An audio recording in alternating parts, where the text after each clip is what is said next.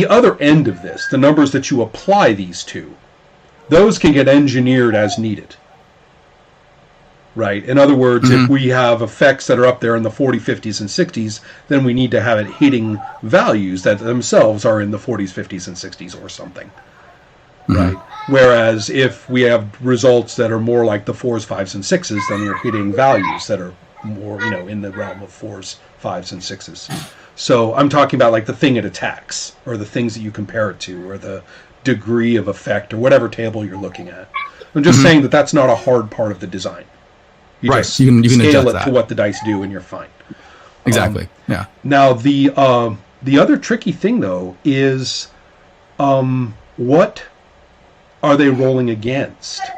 I alluded to this a bit ago when I talked about whether you were up against another roll or whether you were up against a value, and also does another person's value adjust your value? Yeah.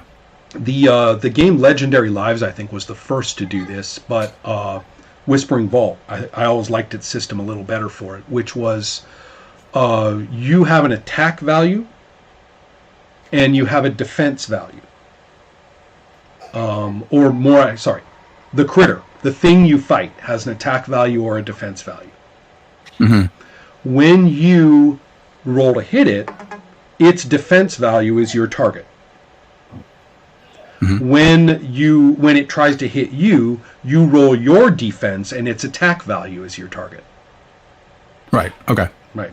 So it sort of solves the whole, it solves a lot of things. And I'm a person who, I use opposed rolls in a number of my games. I'm not against them. But it is kind of nice not to do them if that's not what you're... In the Whispering Vault, what the opponent does to wiggle their values is not an important part of play. What the opponent does to adjust their chance to hit, that's not really much of a feature of the game. The opponents you face, you're saying this is what they are. Yeah. In Sorcerer, on the other hand, what's going on between the two acting characters actually matters quite a lot. So that's one consideration, is what are you up against? Another one, and this is where we often fall back on intuition, maybe not always a good thing. I had a big discussion with somebody lately about dice systems in which it's almost as though the designers felt they were supposed to have dice because it's a role-playing game. Yeah. But to deviate from the fixed result of I'm better than you was obviously too painful for them to contemplate. So, in other words, they really wanted the result to turn out right. The portraiture of the sheet, that I'm better than you are, I've got this number, you've got that number. The portraiture was so important that the dice kept getting engineered through play and being less and less and less meaningful. You used them, you rolled them, you read them, but they pretty much come out to, the comparison between the two characters anyway. And Fudge is an excellent example, and Fate as the inheritor of Fudge. It's really, they really want the sheets to be what they are. They don't want the dice to fuck with it. And so... that's a similar thing. So, like, in Fudge... that's funny. That's giving me flashbacks. I think Fudge was the first role-playing game that I ever read. Wow. Because it was online. There was just like a website that had Fudge. And so, like, as a kid, I played a lot of board games and other stuff. And I was aware of role-playing games. I just didn't have a group. So I discovered Fudge and I read the whole thing. So that's funny. But yeah, so like in Fudge and Fate, you have a number, and that number is your average result, right? But a very strong average too. The 4D Fudge dice is... That's like the middle of the curve is that number. And it's a tall curve too. It's a lot taller than 3D6 added, for example. Yeah. So yeah, that's the same thing as using like your body dice or like the system I was talking about. And like some of the advantages of that is, like you were saying, if you have like a 5 in a skill, then that is your average result. But it's also, if someone's rolling against you, you don't necessarily have to roll because you know that the 5 is also about what you would get. So you can save a lot of rolling in terms of opposed rolls. It's a very tricky topic because I have been thinking a lot along the lines of, well, if I'm going to be rolling dice, then it's got to be because I want variation in outcomes. Mm-hmm. And I, in many ways, I was kind of like, do the dice model the most common probabilities of the imagined world? Or are the dice anti the imagined world and show you when it doesn't behave? Right. And that's actually, I think, I mean, it sounds like I'm just like looking at two sides of the same equation, but I really think it matters in terms of how you design for your game. Mm-hmm. In the case of Champions, it's interesting to me that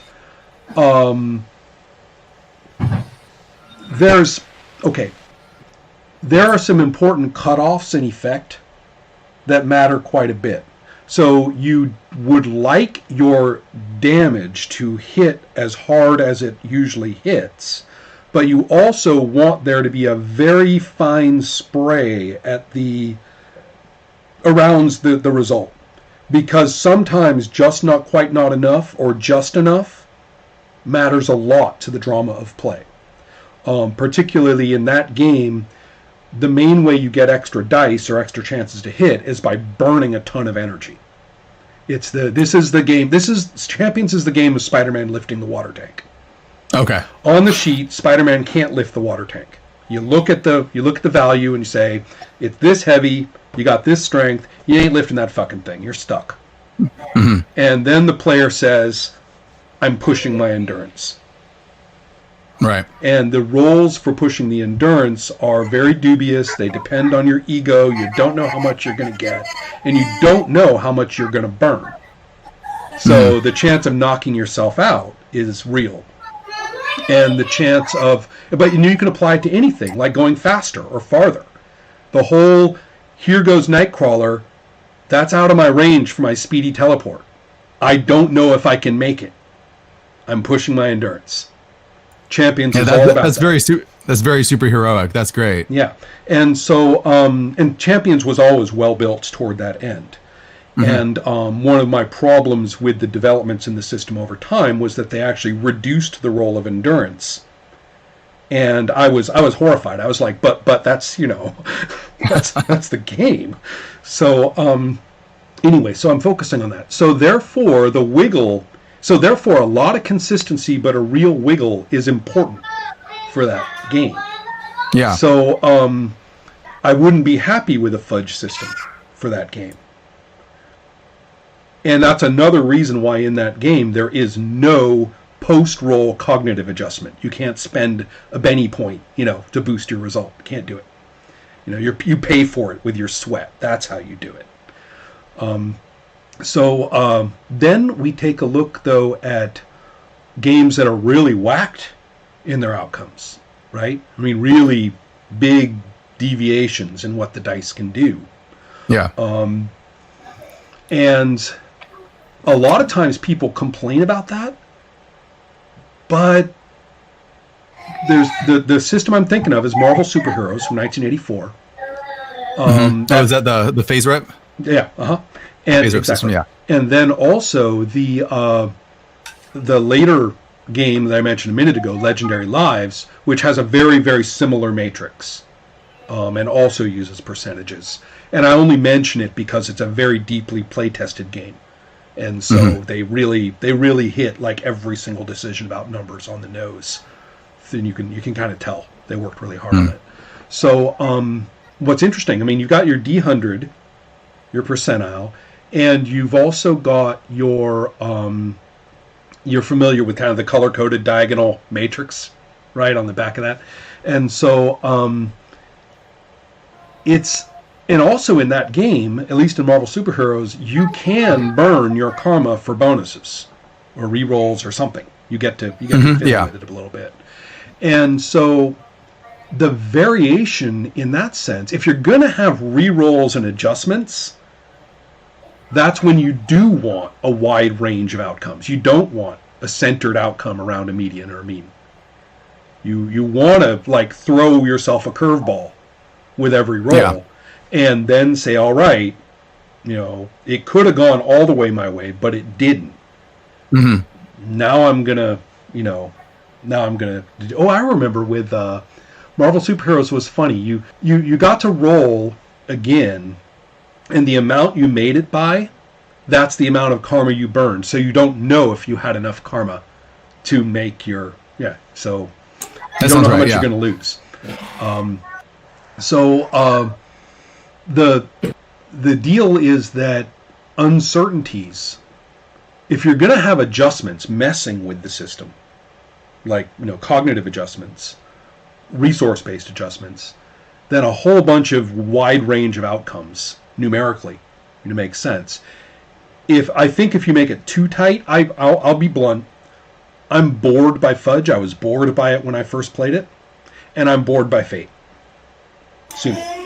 And the reason I say that is because I feel as though the dice and their hazard and fate points are basically just an elaborate, busy means of us just arriving at what we want to happen verbally anyway.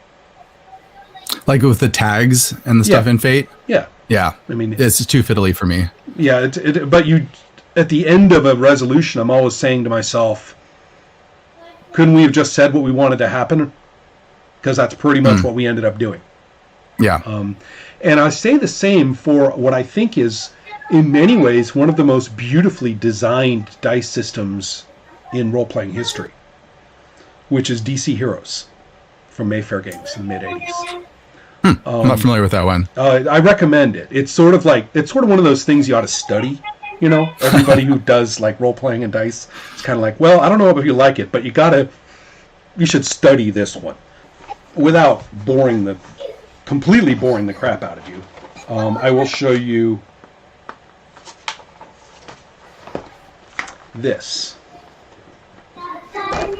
which is the action table and the result table, and every single roll in the game is done with these.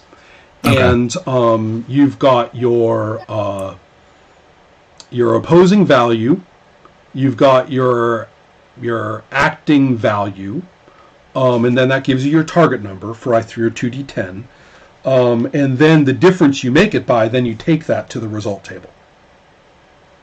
Now, the reason I bring it up as sort of this weirdly beautiful system, and I think I'm going to have to dig out another book for this. The point is that it's a massive reality table. It's a huge reality table. Every single imaginable variable is present in terms of its APs, its action points. Is that what they're called? Right.